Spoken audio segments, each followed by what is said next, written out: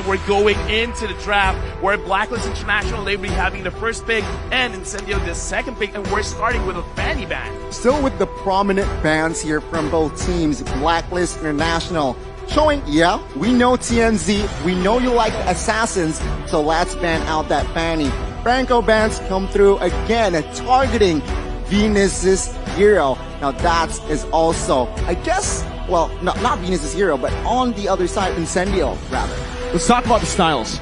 Stylistically, for both these teams, they're the complete and polar opposites. Yeah. For Incendio Supremacy, there's a high prioritization on getting those pick-off heroes, those assassins, to dictate the early game by going for these objective takes and going for early skirmishes. Meanwhile, we know how Blacklist International likes to play. That Ube strat, where they wait for their power spikes, mainly OHEB, to really start snowballing in the game. In this game, I do want to see if Incendio can play around that, because they know that Blacklist, they want to group up together. So either find a way to counter when someone's grouping up, or just catch, because catching heroes, just like Kufra, has got a huge buff where when you're in the boost, now you can't hear them engaging. So I want to see if Incendio, which area are they going? Either countering the group up kind of strategy, or you just want to pick them off. And I know for a fact that Apex likes the Kufra. He likes the initiating hero, so that hero in particular might come through in today's match, in this game. So let's see here. The last ban will be that Joy though, but what do you see here, Mirko? Last ban in the first phase. Any thoughts? For me, it's just all respect, right? This is what we've come to expect in the bans, especially considering the team's playstyles. Blacklist International, heavy prioritization on getting these crazy skirmish / pickoff heroes out of the way. And for Incendio, it's quite similar. That Farsa that we've all come to see and love from Haji. The Wan that's just heavily respected right now. And the Glue. The Glue that's currently pretty broken, man. It's very broken, but I kind of feel like this is just because they want to try to control Edward. But the thing is, Kaja is an amazing pick. So I kind of feel like Blacklist, they're just setting up their own draft by choking out Incendio in what they want to let go, like what they want to go through, because Glue is a terror in the EXP lane, and you don't want to give any advantages to Edward, but they have to let go of the Kaja. So right now, looks like Blacklist, they have two ways to play the game. If they want to group up, they can, because Kaja, the first skill, it can lower the enemy damage. But if they do want, they can pick people off. So, wow, a very early Lunox pick. What do you feel about this, Gani?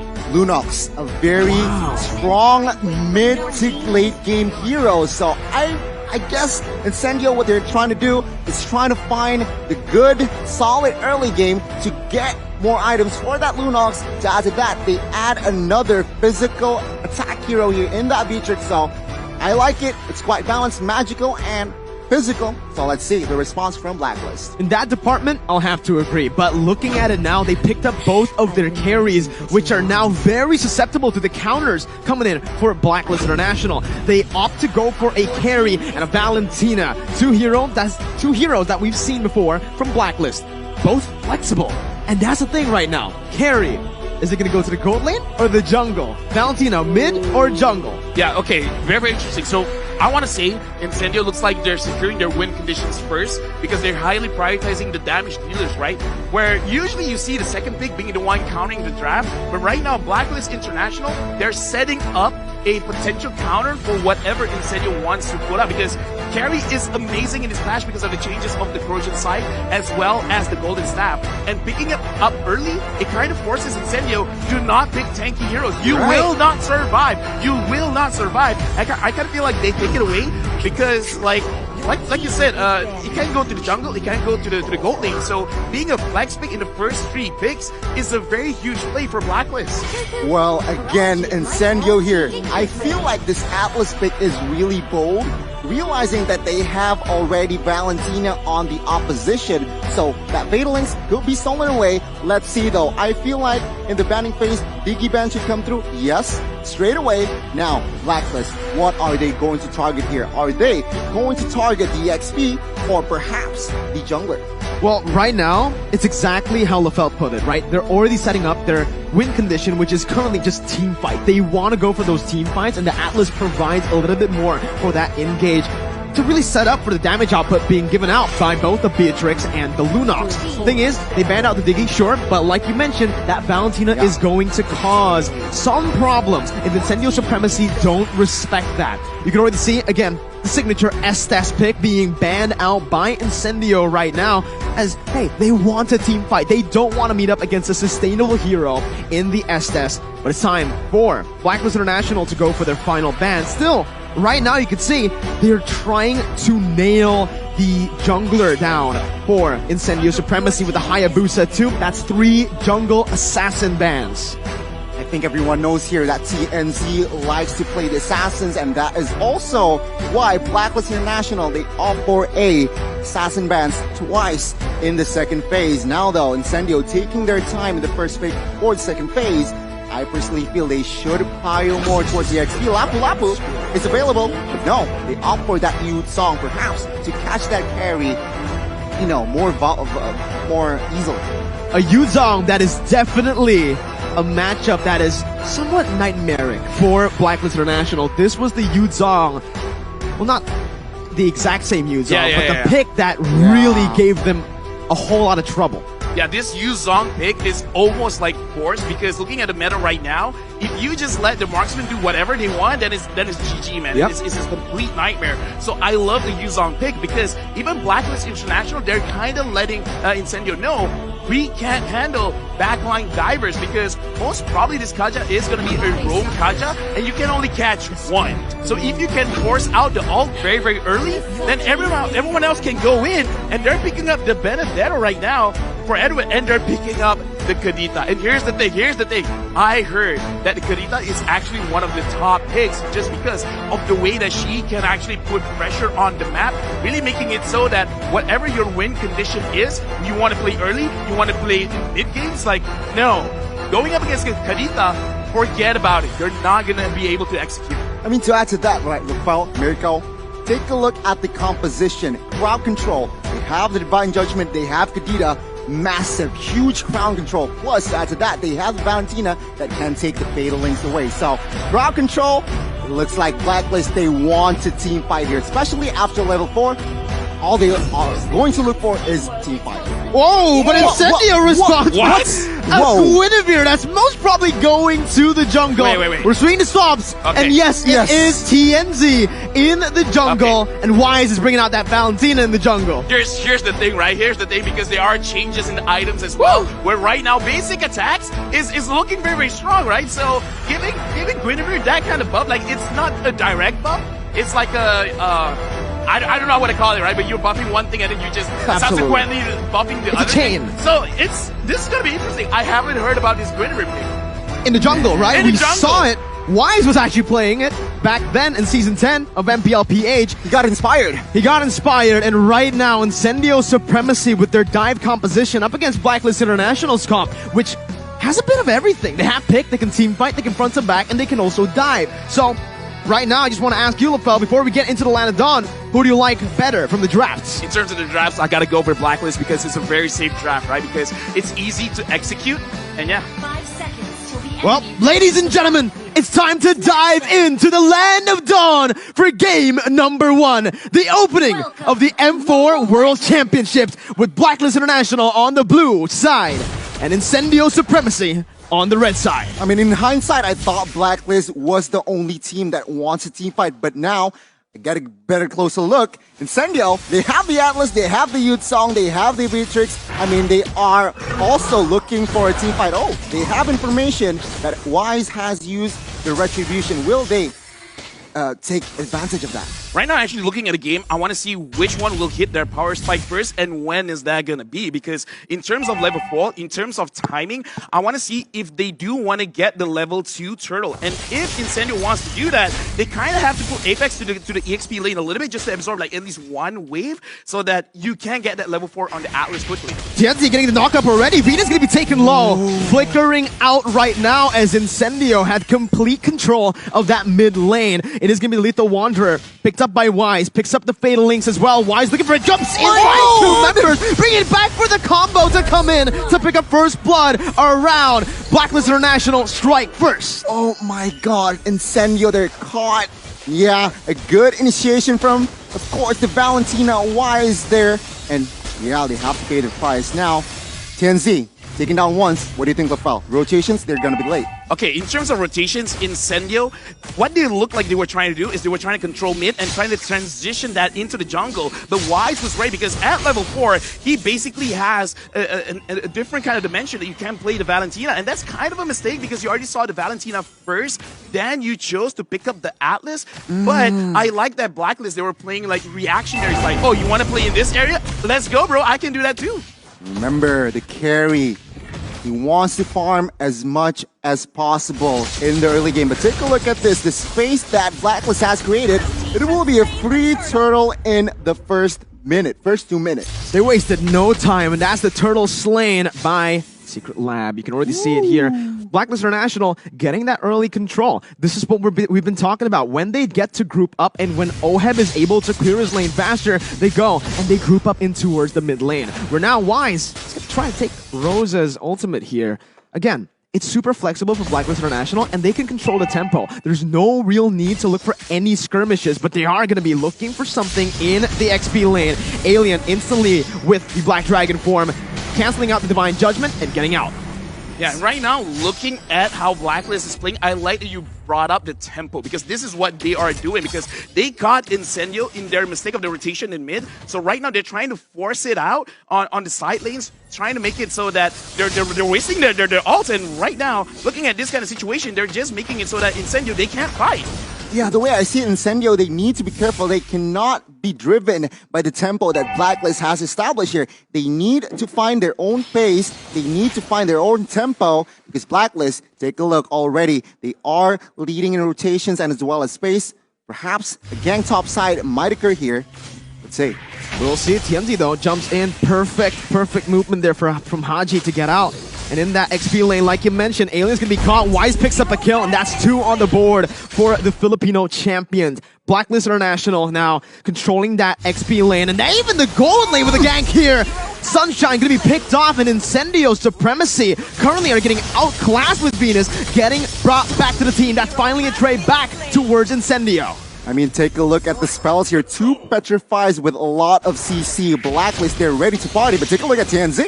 TNZ, right now, caught in the midst of it all. Right now, Edward's able to actually dish out so much damage. Wise picks up the orange buff. Alien jumps in with the damage as well, but Wise comes out, gets out with a Black Dragon form.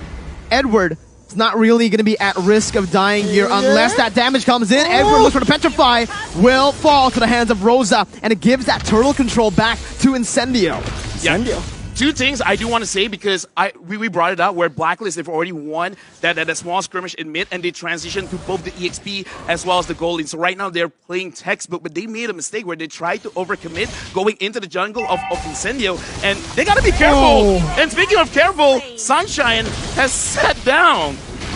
Sit down, boy! Again, the pickoff coming in. TNZ's gonna be caught! Oh my goodness!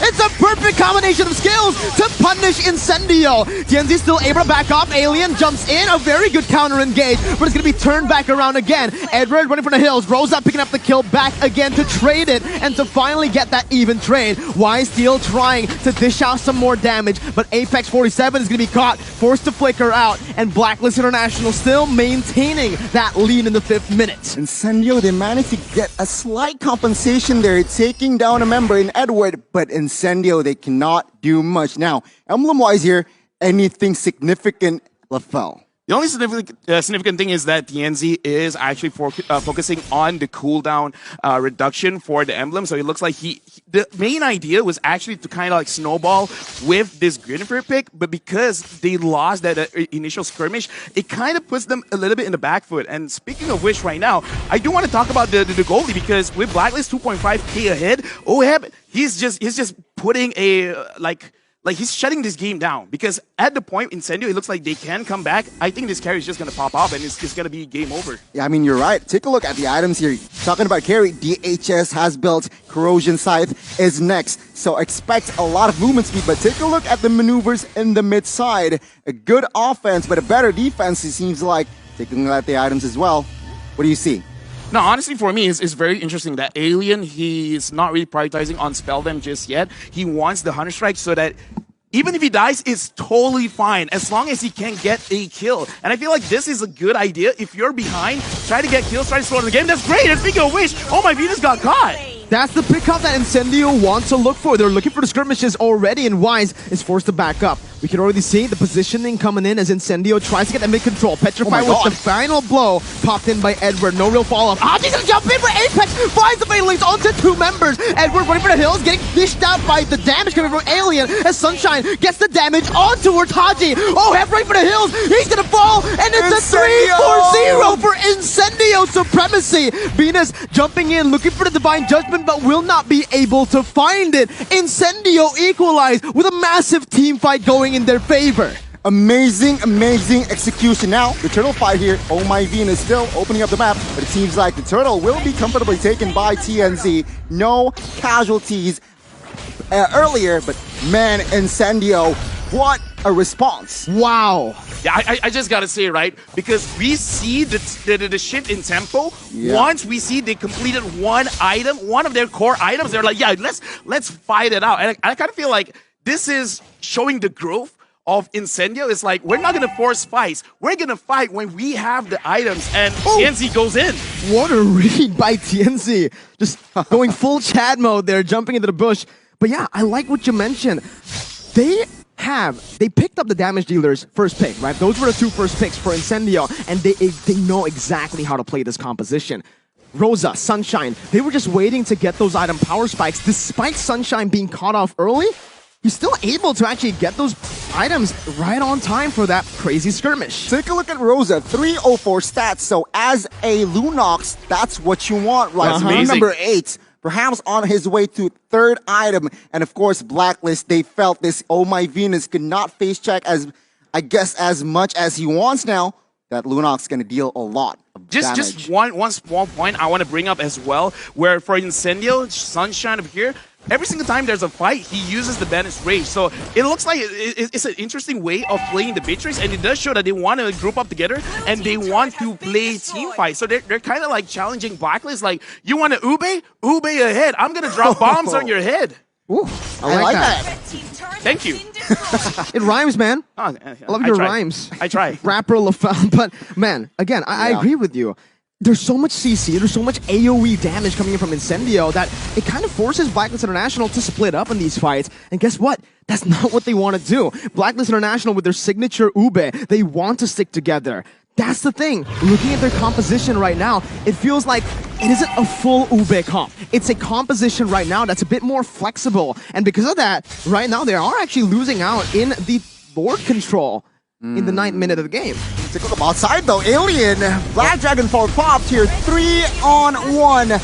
Not a good time there. Alien needs to go down 5v4. Perhaps now, with the space and man advantage, Blacklist might get this free Lord. Yeah, Blacklist right now, they're playing their own macro play. They're splitting up the map. They're trying to move like a 2-3 or a 1-4, trying to catch someone off guard and make it so that Incendio, you have a choice. Pick your poison right now. And speaking of which, TNZ is there in the middle, but so far it looks like not a big engage from Blacklist. You gotta understand, Blacklist International, sure, they have a man advantage, but what did they use? Resource-wise, they used 3 ultimates to pick off Alien, and right now, it's gonna be Blacklist International still going in for the Lord. Has taken to a quarter of its health. Apex 47 trying to open up the map, jumps in with the Fatal Links, jumps on it, gets the damage done with the Violet Requiem to follow it up. Haji's gonna be taken low, Rosa jumps in, that's a double kill for Oheb, but Edward's caught in the midst. Rosa backing up, Incendio Supremacy have lost the fight, it's a 2-0, but practically a 3-0 if you count in the Lord for Blacklist. Blacklist knowing what they are doing, what they are best here in the towards the late game. They won the team fight, they got the Lord as well, and Incendio is back, going back to the drawing boards. Now, they have to defend. But Fel, what do you see?